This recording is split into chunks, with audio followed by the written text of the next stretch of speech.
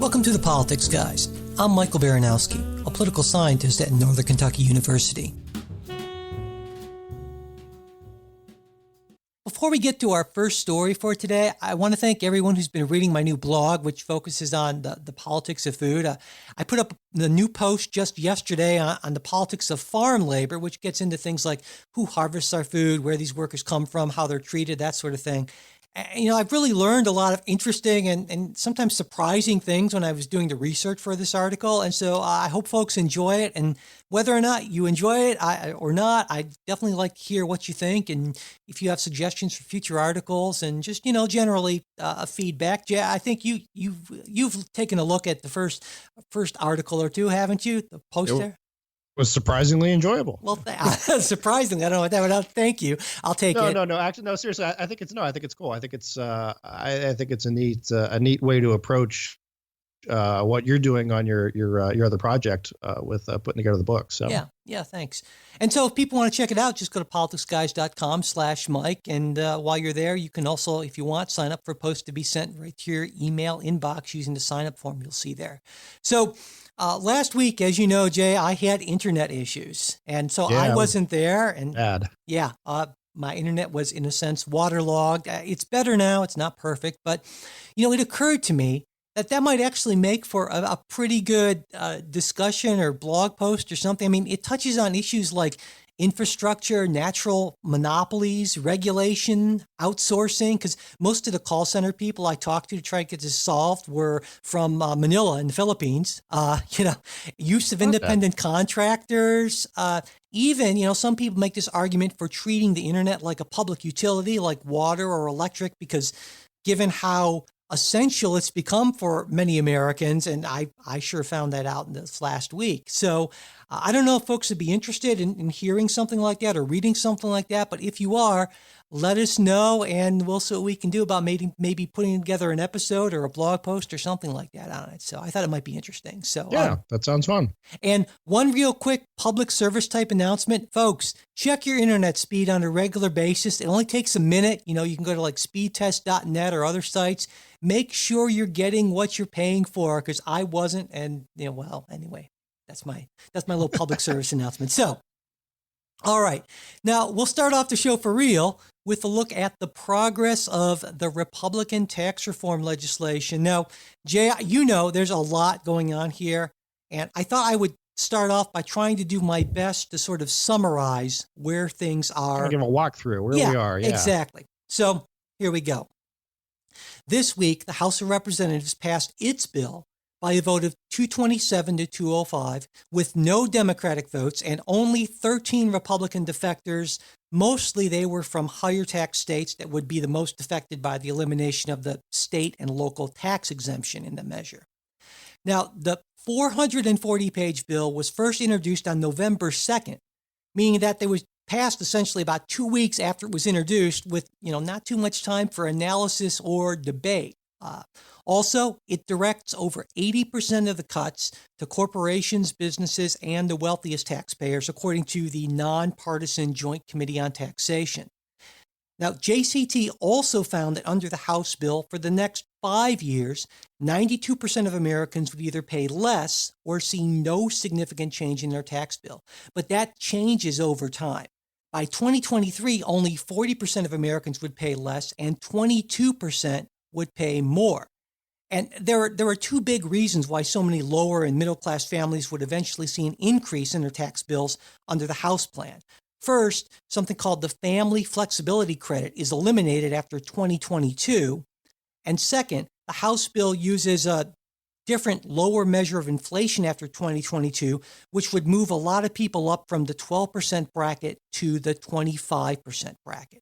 So that's the House bill, which is passed, and they're just basically waiting on the Senate right now. And the other, and the other reason is that there are provisions that expire after 10 years in order to conform with the Bird rule, which is the sort of the process by which we would get it through the Senate with a plain regular majority. Right. Yeah, absolutely. And so on the Senate side, now the Senate bill is broadly similar, but there are some important differences, and that just passed out of committee this week. Now, one big difference is a repeal of the Obamacare insurance mandate.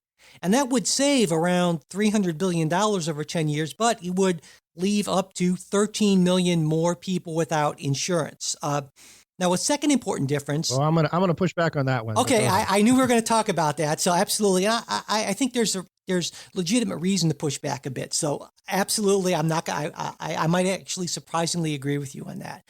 So a second important difference, though, is that in the Senate bill, all of the cuts to individual taxes expire after 2025, whereas the corporate tax cuts are permanent. Now, according to JCT, over the next decade, the Senate bill would give big tax cuts to the rich while raising taxes on families earning $10,000 to $75,000. And the increases for households earning $10,000 to $30,000 would start in 2021. They'd grow quickly in subsequent years. And by 2027, under the Senate bill, most Americans earning less than $75,000 a year would pay more in taxes, while people earning more than $100,000 a year would continue to pay less. But, and here's where I will defend the Republicans, believe it or not, Jay. Okay. Many Republicans pointed out, and I think it's a fair point, that part of what JCT is counting as a tax increase is connected to the repeal of the mandate. In other words, they're counting a subsidy, which is paid to insurers, that people who choose not to get insurance would no longer receive as a tax increase on these people. And I think that's a little questionable. Right. It's money that they're never actually getting for the product they don't actually want and can't actually use. So at least that some of them wouldn't want. Yeah. That's sort of, yeah. And we haven't seen a nonpartisan analysis that doesn't treat the elimination of the subsidies as a tax increase. So, we can't say what the effect of that model would be at this point. And that's one of the problems, of course, is when you're rushing something through in weeks, that's very complicated, that you don't go through the regular order, that you don't get this sort of analysis. But the Republicans are hell bent on pushing this through as quickly as possible. Now I know, Jay, we've already talked about the fundamentals of the Republican tax reform a number of times already on the show, and those fundamentals haven't changed. But that said, what do you think about the tax proposals as they stand right now, and what do you expect the end result might look like? I think we're going to get tax reform by Christmas. I think the speed bump that came up late last week was Senator Johnson of Wisconsin, who indicated that he had some concerns, more than concerns, about the treatment of pass-through entities versus the treatment of corporations, believing that the corporations were getting sort of a better deal than pass-through entities. And for our listeners, that pass-through entities are typically what's called either an S corp or an LLC, and it's a manner of business by which a lot of small businesses operate, where essentially what you're taxed at sort of your individual rate, as if it were individual income, as opposed to going through the corporate tax, where you have sort of two levels of taxation. The first being the corporation is taxed on its profits, and then it's taxed, the shareholders are taxed on their dividends. But his problem, to me, it seems, is one that can be solved. It's a tweak in the numbers problem. And I think there's also an argument that, it's not even that different a treatment when you consider the corporations are already getting the double taxation of profit and dividends. So I think that stays. The individual mandate, I think, is repealing that, I think, is fascinating. And I sort of wonder why Republicans didn't think of this before. So I think that stays in. The state and local tax piece, I think there may be some rejiggering there, but the way I see it, I don't see a fundamental deal breaker in there. And there was the other concern, or not a concern, but I guess a difference that we've got in that the House version sort of flattens tax rates more broadly across the board, collapsing it into four categories, but still has what's called the bubble bracket. The Senate doesn't. these are pieces that can be used for negotiation and can be worked out. So I mean, I can't tell you what it's going to look like, but I think we're going to get something that within the next before Christmas that is going to generally follow along the lines we've talked about. No, I tend to agree with you. We will get something, and it will be a little bit different from what we see now, just to make sure that they can get 50 senators to go along. But to me, again, and I've talked about this before, a number of times, this is exactly the way to not pass legislation. This sort of rushing through, and you remember that old line that Republicans used to talk about in terms of, I think it was Obamacare, saying like, well, we'll need to pass it before we know what's in it. And to me, this is that's what Nancy Pelosi said. Exactly. That wasn't a Republican. Well, no, but I mean, Republicans. That was Nancy Pelosi's pitch for passing the bill. Exactly, but the same thing is going on here, and even much more so. Obamacare took months and months and months. It went through the regular order. This is not. And so I'm kind of wondering, John McCain, who's supposed to be this, he had this, impassioned speech about we need to get back to the regular order and so forth. Where's he going to land on this? I don't know. Where's Bob Corker? Jeff Flake? Jeff Flake is very concerned about, busting this huge $1.5 trillion hole in the budget. Yeah, they've raised deficit concerns. And those are real concerns. To me, what's driving this is the sort of focus that Mitch McConnell seems to have just on getting a win. I mean, Mitch McConnell's not a policy guy. He never, I don't think, claimed to be. He's all about power and control and winning. And to me, that's exactly what we don't want, that much of a focus. And I think that this just hasn't been vetted enough. And so I think this is awful policy for a lot of reasons. I understand, at least you can tell me if I understand it. I think I understand the Republican sort of idea behind this. I think Democrats are right in saying that, yes, most of the cuts go to the rich and businesses. And that's, in my understanding, because of the Republican belief that businesses, for instance, are going to be more strategic in their spending, which is why they kept those tax cuts permanent. Where on individuals, they're not going to be, and that's not going to have. But of course, that's sort of a difficult thing to sell. And so Republicans aren't really talking about that. And they're kind of getting into these disingenuous talking points. I mean, Paul Ryan's had to walk back his points about everyone's, all these middle-class taxpayers are going to get a cut. Well, they're not, unless future Congresses decide to extend those cuts. And will they do that? Well, the only way they're going to be able to do that, as far as I can tell, is by, busting another big hole in the budget. I just want to weigh in though on I think there are some pieces to this that just should be borne in mind as we talk. I mean, the Democrat response is, every change in taxes is going to be a huge benefit for the rich, and it's so forth. But that's sort of the nature of any tax cut in any progressive tax system, right? I mean, as it stands, the more well off pay significantly more in taxes than a similarly situated person with a lower income, a similarly situated individual. So I mean, that's just the nature of the beast, and the other piece of this where you talk about, well, and I don't mean you, I mean, I'm just people in general. If you say that, well, we need to, just increase taxes on the wealthy, the big problem there is there aren't as many wealthy as there are middle class people. The Willie Sutton, famous quote of, why do you rob banks? Well, because that's where the money is. In this case, the money isn't with those people, those 1%. When you talk about because again, think of the math, people. The 1%. It's the bigger piece is the middle class, and that's where more income is actually raised because it's a broader base. I mean, you're getting more from, but you understand what I'm saying. I'm not articulating. No, well. I totally understand. I agree. But those are constraints. That's just the way the system is built. Yeah, I agree, but so that's always going to be the key. you're totally right about that.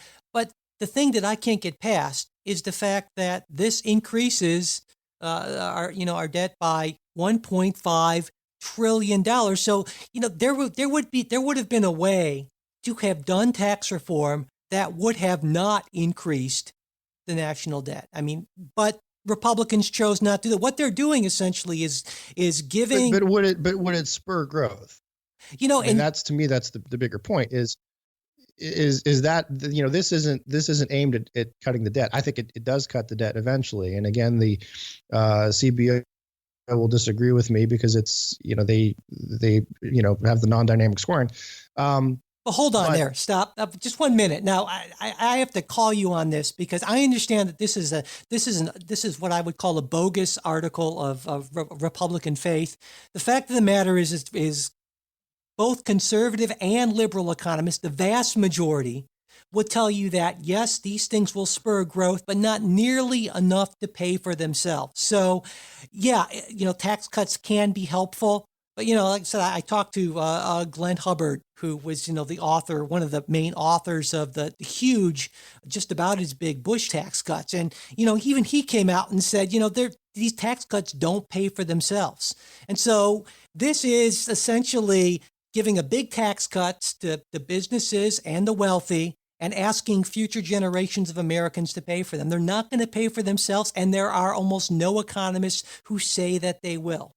So anyway, sorry, I just wanted to get that out there. All right. Well, I mean, we can go into that another day as far as also what they pay for and where that money goes. I mean, to me, if you're putting more money back into the hands of American citizens and American businesses, that's better than putting it back into the hands of the government. But the other piece I wanted to hit on is you talked about the process, and to some extent, I think every it's sort of a cliche. Every procedural argument is disingenuous, and maybe it is, but these are topics that have been kicked around and talked about for quite some time. This is not something that's just popped up.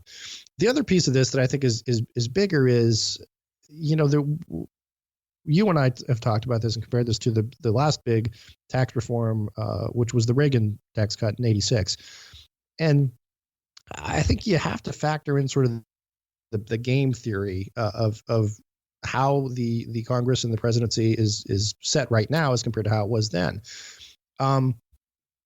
You don't have, when you have one party controlling both houses of Congress and the presidency, there is no incentive for the other party to work with them. In fact, there's a huge disincentive. There's likewise no incentive for them to reach out to the other party. In '86, of course, the House was controlled by Democrats, the Senate was controlled by Republicans, and the Republicans held the White House. So, I think it's just a different sort of vibe. There's more incentive for bipartisanship in that sort of situation because it's necessary. I mean, another example would be welfare reform in the '90s. And there, in that case, you had a Republican Congress and a Democrat president who were able to work on a bipartisan way to get stuff done. But I really think if you take the other examples, Obamacare, you had Democrat president, Democrat Congress, and what we have now. I think it's structural more than anything else. No, I think that's a reasonable point. And of course, even though Obamacare, it's better than reasonable. It's really good. I think. I would say that it's fair to point out that with Obamacare, even though it did go through the regular order, and there was certainly, I believe, a good faith attempt made to make it a bipartisan thing, the Democrats knew that they had 60 votes in the Senate, and so it makes it a lot easier to know that if push comes to shove, as long as your party sticks together. But they didn't have 60 votes in the Senate and the day. Well, at the end of the day, right? But during the process when they decided they decided to run it through the regular order as opposed to doing it through some kind of a reconciliation thing. But anyway, I've talked about, and here's another reason for this again. And this is, I like to encourage people to think structurally sometimes because it's not always left or right. But in those situations, it's then if you're a member of the majority party who's got sort of maybe your own agenda, your power to make an impact increases. If you are one of the 50 senators, who they need to, they can't lose more than two, your ability to shape policy increases significantly, and that's structural, and that's what happened with Obamacare too, to some extent, right? I mean, they didn't have the 60 votes really, because you had people who were not comfortable with it, and they eventually had to go through the reconciliation process. So I think that's something that you don't read about, you don't hear about, and it's sort of a big picture, but That's structurally, that's a very good point. And so Democrats get out there and vote in 2018, and we can have maybe a Democratic House and put together the sort of structural situation to get some better legislation. So absolutely. No, it would. That would happen. I think you're right. I think that's a very good point. Yeah. So before we move on to our next story, Jay, we talked before, right, about Dollar Shave Club, the great shave we get from Dollar Shave Club, and especially when we use it with their Dr. Carver's shave butter. And now they have even more products for your daily routine. They've got stuff for your hair, face, skin, shower, even butt wipes, everything you need. And it's all their own original stuff, premium ingredients delivered right to your door, just like with the razors. So you don't have to deal with, annoying shopping trips to the store, especially, you want to go out to your, CVS and get butt wipes. I don't know, but it's one of those things that you might actually find useful. So, and now is really a great time to give Dollar Shave Club a try. Why? Well, because you get your first month of their best razor. They have various grades, and this is the premium grade, along with travel-size versions of shave butter, body cleanser, and yes, even those butt wipes for just $5. And after that, replacement cartridges ship for just a few bucks a month. It's what they call the Dollar Shave Club starter set. So get yours for just $5 exclusively at dollarshaveclub.com/TPG. That's dollarshaveclub.com/TPG. Okay, moving on, Jay, to our next story. Well, there were more developments regarding sexual harassment this week. First, of course, additional women came forward to accuse Alabama Republican Senate candidate Roy Moore of improper conduct. Charges that Moore that's the Roy Moore music, Moore music theme song playing in the back there. Young Girl by Gary Puckett. Okay. I'm sorry. Go ahead, Mom. Yeah, well, they are charges that Moore continues to vehemently deny. But, as the number of credible accusers has grown, Moore's support has slipped, both from establishment Republicans and actually in Alabama, where some recent polls have him trailing former prosecutor Doug Jones, who's his opponent in the December 12th special election. But, of course, the Alabama Republican Party has stuck with their candidate, arguing that he should be granted a presumption of innocence, and that really it's up to the people of Alabama to make the choice. And, it's clear, right, that this is an issue. Well, I mean, to some extent, what else can they do? Yeah, he could drop out. But anyway, right. But they can't force him out. Right. Now, this is an issue that's obviously, prevalent in workplaces throughout the country, including in the United States Congress now, where this week Democratic Senator Al Franken admitted to sexually harassing Leanne Tweeden when they were working on USO tour in 2006. And, after being faced with indisputable evidence of improper behavior, that, picture of him seemingly squeezing the breasts of Tweeden as she was sleeping, Franken apologized and called for a Senate ethics investigation of his behavior, and that's something that both parties, and a usually divided Senate, agree actually will happen. So, Jay, before we get to our thoughts on this, and I know you and Trey have talked about this when the Moore thing came out. I feel like I should start with I guess you'd call it sort of a confession of sorts from me. All week I've been feeling much more, I guess, of what you'd call an emotional reaction to this than I tend to feel about a lot of the stories we cover. And I had I sort of searched my soul and thought about why. And I finally did realize why, and I think it's important that I mention this. So, of course, that I'm a Marine. Right? I enlisted in the reserves after my pretty disastrous first semester at Baldwin Wallace, which I remember only hazily. But not too long after that, I decided I might want to make a career of the Marines, and so I went to officer candidate school, and that didn't work out for reasons that really aren't important. But I came home from that experience. I was, confused. I was disappointed, and I was, I think, at the time, pretty emotionally vulnerable. And throughout all of this that I was going through, there was a guy who was much older than me. I looked up to him as a mentor. He was really almost kind of a surrogate father figure type of person. And he was somebody who was, very accomplished, incredibly respected in the community. And when OCS didn't work out for me, he suggested that I, come visit him for a few days so we could, commiserate, have some beers, that sort of thing. And I thought, well, that sounds like just what I need. And so I drove, I don't know, it's like 7-8 hours and went to visit him. And everything was fine. Great, I thought, until that first evening. I'm not going to go into the details, but I'll say that he didn't exactly sexually assault me, but what he did was, it was definitely inappropriate. And at first, I did. Sorry, I didn't even really process what was going on. It just seemed to be out of character for him. At least what I thought I knew about him. And then I thought, I got to be misunderstanding what's going on here. But then it became clear to me that I wasn't misunderstanding. And then the first thing, I swear, the first thing that came into my mind was, what did I do to make him do this? I just assumed I must have done something wrong, given some sort of a signal or something. It had to be me. And I don't know. I guess he picked up on what was my extreme discomfort. And after that first night, everything was about, I guess, as normal as it could be. And I didn't tell anyone about it. In fact, this is the first time I've ever said anything to anyone about it except for Kimberly, my wife.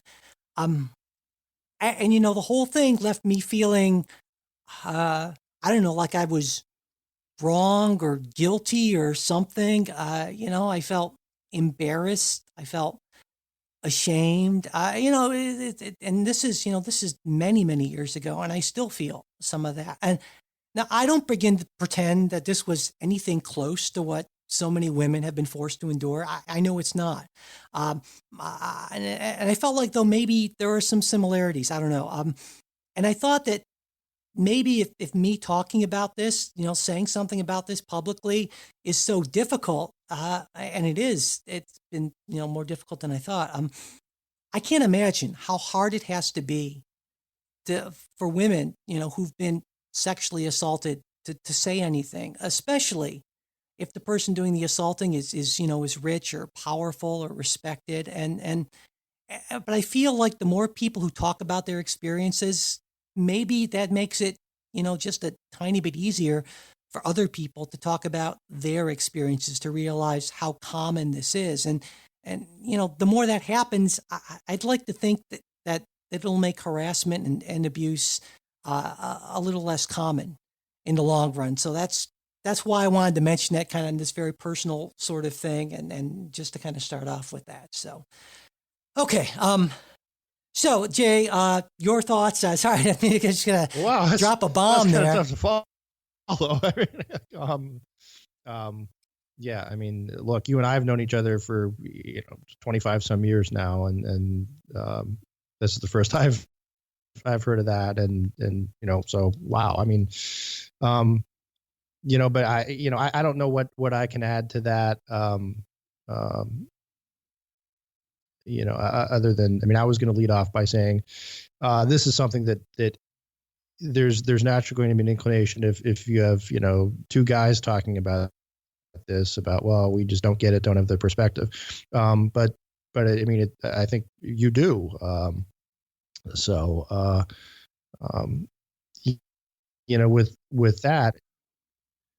Yeah, it's I really think people don't necessarily appreciate how common this sort of thing is. In 2016, I was doing some research. The EEOC, Equal Employment Opportunity Commission, did sort of a meta-analysis. They looked at all the surveys and things about sexual harassment and that sort of thing in the workplace.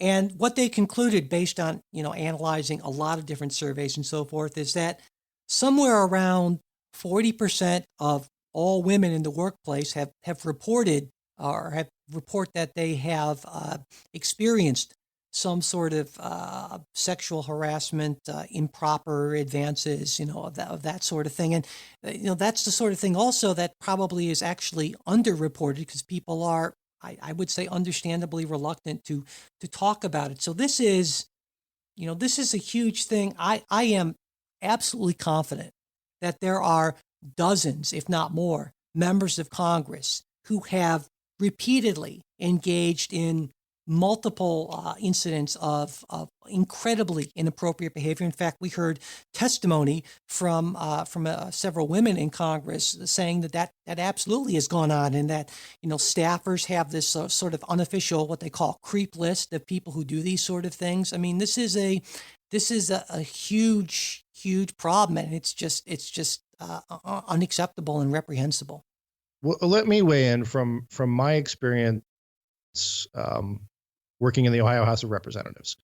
And it's also, I think, to your point, in the past 2 weeks, we have seen one Republican state senator has been forced to resign. A state representative resigned just yesterday. The head of the Democratic Senate Caucus Chief of Staff resigned last week.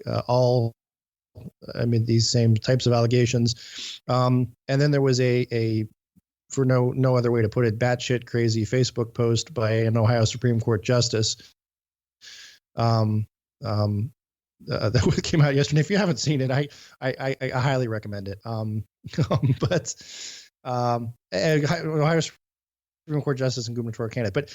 But no, having worked in that environment, no, there was the sense that there were certain representatives who were prone to that type of behavior, and I think the political, the state house milieu, and I think it's similar in Congress, and I think it's probably similar in Hollywood for a lot of reasons. Again, structural reasons.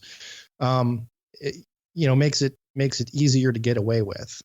And I think some of those are it's in the organization is very oh gosh, I'm trying to think of the best way to describe this. Non-linear. There's not a strict hierarchy. You know what I mean? It's not as if you have this manager who reports to this manager who reports to this manager. It's power is all kind of relative. You've got sort of house leadership and so forth, but amongst the other members, it's just sort of a scrum, I guess. And individual aides report to their member as opposed to the House overall. Although again, officially it's an employee of the House or the Senate, and it's also a world where, and I think this is similar to Hollywood too, the word of one powerful person can make or break you, and it can do that quickly. They're both places where you have a lot of young people who go there because it's exciting, it's fun, and there is the possibility of rapid advancement. Again,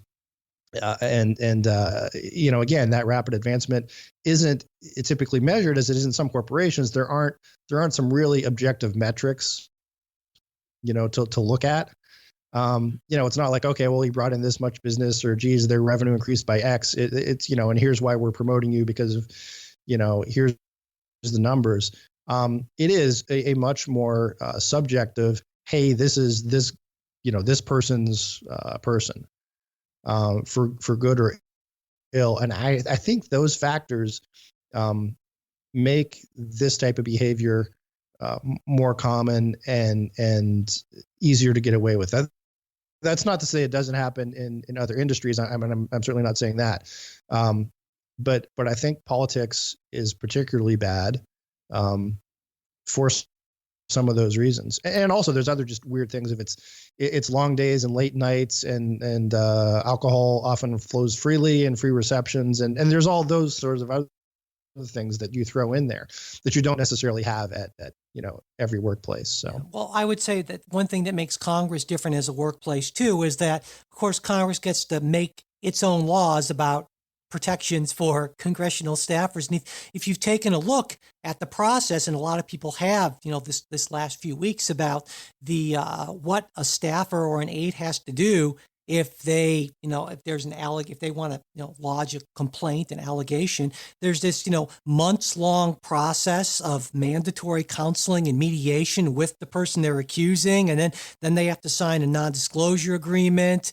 And, it's a really, we have no idea exactly how much of this is going on. We do know that in the last several decades, Congress has paid out $15 million in settlements involving 260 cases. Now, how many of those are sexual harassment? We don't know, because that isn't broken down. We don't know which offices. So this is all shrouded in secrecy. And that's not a coincidence. I'm sure that Congress did that, And so this week, a number of members of Congress introduced what's called the Me Too Congress Act to try to make this process a little more transparent. And we will see where that goes, and we'll certainly follow the progress of that. But that's what makes Congress different, is that Congress gets to set its own rules. And of course, when you have any institution designing rules by which it's going to be policed, it's going to design rules that, that make it easier on itself. Well, and also there's something with Congress, and to some extent, I think this applies to Hollywood also, is that there's not the kind of accountability that you have in a typical corporation where whatever this manager does this, the corporation doesn't do anything, and the corporation can be sued, and the board of directors can lose a lot of money, and the shareholders can lose money. In this case, these things are settled, but it's sort of a slush fund. It's not like Congress is losing money. There's not like a bottom line that they really have to report. And it's not like, someone in Congress can just fire a member who acts badly. I suppose there are, processes to unseat them and so forth, ethics investigations and all like that. But it's not like you got a bad manager at this store, well, we're just going to fire them. That's the other problem. Let's talk about that for a little bit. I think we should.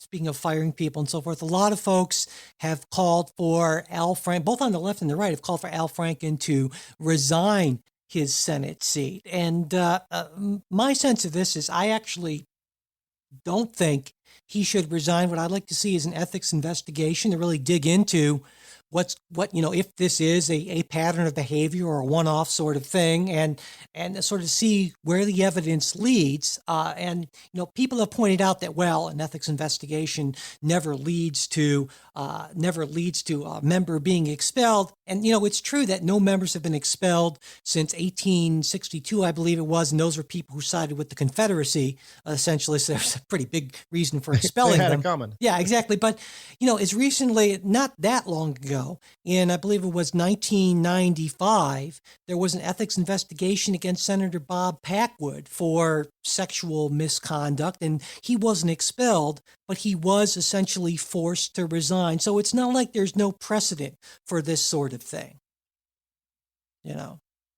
And I think so. I don't think that Al Franken should resign. I also think that Roy Moore is, within his rights, certainly, to run. And I think the people of Alabama, I guess, based on the evidence in front of them, should make a choice. Now, as to whether or not the Senate would expel Roy Moore, I think a number of Republican leaders have said, well, it sounds that way, like they would be they would want to expel him, and I think that would be the honorable and right thing to do given the evidence that we've seen. I don't think he's fit to serve in the Senate. Yeah. Yeah, I think that's right. It's something else, and I wanted to get your thoughts on, and it sort of goes into maybe what we're reading. The Atlantic piece, and following up on the New York Times piece about, believing Juanita Broderick. What, to me, this moment in some ways, it coincides with, sort of the end of the Clinton era. And I don't want to read too much into this, but it's hard to say that that's merely coincidental. I don't know. I think that sometimes these things just sort of happen. It seems like this has been sort of almost kind of a movement thing, starting with the Weinstein thing and so forth. So I don't buy into that sort of thing, I guess. Now, I do want to let me put it this way in a hypothetical. Okay. If Hillary Clinton had become president, do you think the New Yorker would have run with the Weinstein article? I don't see why they wouldn't have. Yeah. I mean, that's a huge story. See, I disagree. I think there has been in the press, and again, we saw this in the Weinstein story being sort of scuttled numbers of times in the past. There's a sense of, look, what collateral damage is caused by this, whether it's an intentional, thought out, or it's just sort of an internal bias. But I think that's an interesting question, and that's what the Atlantic piece sort of looks at. But yeah, well, I guess we'll never know. It's always hard to these counterfactual sort of things. Final thing I want to point out before we move on. I know we're running kind of long on this, but is that I think there's an important distinction to be made between allegations coming out when somebody is running for re-election, when the voters have a chance to weigh the evidence and make a decision, as opposed to allegations that come out when someone's in office and it may be years before these people can be, held to account by the voters. I mean, it's true that there should be a presumption of innocence, but there's also, it's also true that there's a difference between sort of, a one-off type of thing or something where there's just an accusation as opposed to multiple credible accusations. So it's not, there are shades of gray here, certainly. There are shades of reprehensible behavior. There are some people who are sexual predators and use their power to do awful things. And there are some people who just do dumb things once or twice that are still incredibly wrong. But, and so I guess I feel like when someone's running for election, then voters have an opportunity to make that decision. But when somebody's already in office, they're sort of, especially if they're, say, a senator who've just been reelected, there could be years between, that incident being reported and the voters having a chance to sort of weigh in on that. And that's when you would want the Senate to launch a strong and rigorous investigation and based on their findings, do the right thing. And I hope that happens in the Al Franken case. Well, yeah. Yeah, we'll see what happens as it progresses. But I do want to say though, and maybe I talk about Ohio too much, but that's where I live, and that's sort of where I've got sort of more intimate knowledge. I think it's really important. I would say kudos to the leaders in the Ohio House and Senate. Who stepped up. And again, this has been a bipartisan situation where, you've had, in this case, it's two Republicans, one Democrat, who have been essentially forced to resign over these type of allegations. The buzz is that, there is likely more of that coming. So I think, it's, to say that it's not taken seriously, I think it is at least here, and it's taken seriously and dealt with in a bipartisan manner. Yeah, well, I guess I'll end by saying that it is a lot more widespread, I think, than a lot of people appreciate. I think there are a lot of other shoes to drop, and I certainly hope that the many women and men who have been victims of this, I guess is that they will take courage from people who have spoken out and speak out themselves, because the more people who speak out, the harder it's going to be for people who abuse their power and hurt folks this way to get away with what they're doing. So I hope people will speak out about that. All right. Well, Jay, geez, we normally get to a few more stories, but we definitely covered the two stories we talked about this week in a fair amount of depth. And I think that about wraps things up for us today. Sounds good. Yeah. Tune in Wednesday, and we'll add the stuff that we couldn't get in on this episode. That's a good point. There are a number of stories we really wanted to get to. For instance, Jay, you mentioned it this week in Facebook that Rob Cordray is leaving the Consumer Financial Protection Bureau, and I have a lot to say about that, as you might expect. I'm very sad. And also the mistrial in the Senator Robert Menendez trial, and that's a big deal as well. And so we're going to get to that, as well as finally get to more listener questions, comments, that sort of thing from listener mail. So check that out on Wednesday. But that will be Wednesday. That's it for this episode. Thanks, everyone, for listening. We hope you liked what you heard, and that you will check out today's sponsor, Dollar Shave Club, where you can get your first month of their best razor, along with travel-size versions of shave butter, body cleanser, and butt wipes for just $5 by going to dollarshaveclub.com/TPG. Also, I hope you'll check out my blog, where I post regular stuff about my research on food politics and maybe some other things. That's politicsguys.com/Mike. Hey, listener support is a huge help to us, and we really do appreciate it. If you are interested in joining our great group of Politics Guys supporters, you can do that by going through politicsguys.com and clicking on the Patreon link. And if you want to support the show, help us out without spending anything, it would be great if you could share this episode with your friends and followers, or pass along our new show posts and tweets on Facebook and Twitter, and leaving reviews and ratings on iTunes also does help. If you want to get in touch with us, we can be reached at mail@politicsguys.com. Also on our Facebook page, which is facebook.com/politicsguys, where we post stuff throughout the week. Finally, we are also on Twitter @politicsguys. The executive producers of the Politics Guys are Michael Baranowski, Jay Carson, Trey Orndorff, and Bruce Johnson. Today's show was produced by Michael Baranowski. We'll be back with a new show on Wednesday. We hope you'll join us.